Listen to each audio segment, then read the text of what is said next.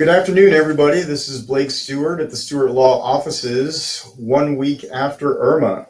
So I've got with me the Vice President of Wayne Anthony Insurance, Christy Nail. This is not only a personal friend of mine, but she's an insurance expert.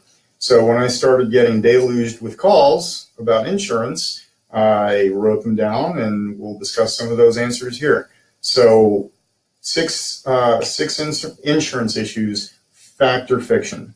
Number one, is my house covered even if I'm not in it? So yes, your home is absolutely covered even if you're not at the home at the time of the storm. Okay, a lot of people either evacuated really far, or we have a lot of snowbirds in Florida that may not be back for months at a time. What do they do? So the first part of that question is if they did have to evacuate, then they obviously want to get back to their home as soon as possible to mitigate that damage. If they have a neighbor or family, friend that can come check on their home if they couldn't get back for a couple of days, that would be important too. Anytime you evacuate, though, for a storm like this, you want to make sure that you're going to take your insurance agent or your carrier's information with you when you evacuate so you can make those calls away from home. And then same thing pretty much if you're a snowbird and you don't live here for part of the season, same concept applies, that you want to have somebody, either a property manager, somebody that can be checking on your home while you're gone. A neighbor, a friend. If you don't have a property manager, do you have any suggestions? Come down and look at it. Absolutely. I mean, without a doubt, if you're a snowbird particularly, and you don't have the resources for someone to check on that home for you, you do. That is part of being a homeowner. Even if it's a secondary seasonal home, you need to come down and check on that home.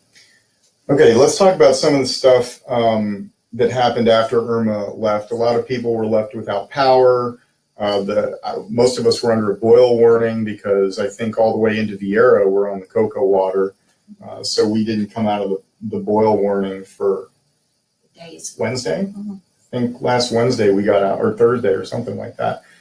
So a lot of people chose to go and stay in hotels or with relatives. Will the insurance pick up the tab for that? No, unfortunately, they will not. The threshold, and I did call a couple carriers to confirm this, but that threshold is going to be that if your structure is damaged.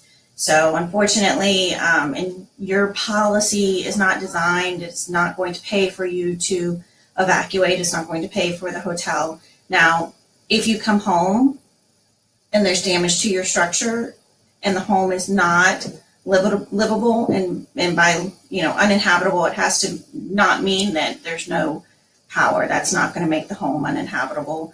No water is not going to make the home uninhabitable. What is there a specific threshold for what makes a house uninhabitable? Is it roof damage? Is it water damage? It has to be determined by the claims adjuster that it is not livable. So mold is a great example. If your home has mold growing in it, obviously they're not going to have you go back and live in that home until it can be fixed. Okay, we talked about snowbirds already. We talked about hotels. How long do you have to make a claim? So like this kind of brings us back to the snowbirds and the long vacationers. If they're gone for 2 months after the storm, if they come home 2 months later and find damage, are they precluded from filing a claim? They're not precluded from filing a claim, but you may rise into some issues with making sure that your policy was written correctly. Sometimes people attorneys can review those too. Yeah, neglect to mention that it's a seasonal home and not a primary home, in which case those issues are going to come to light when you turn that claim in. Okay. What happens if you do make a claim and you discover more damage downstream? Like the roof gets ripped off, you have a company come in and look for mold, you don't see any at the time, and then a year down the road, you have a horrendous mold issue near the roof damage.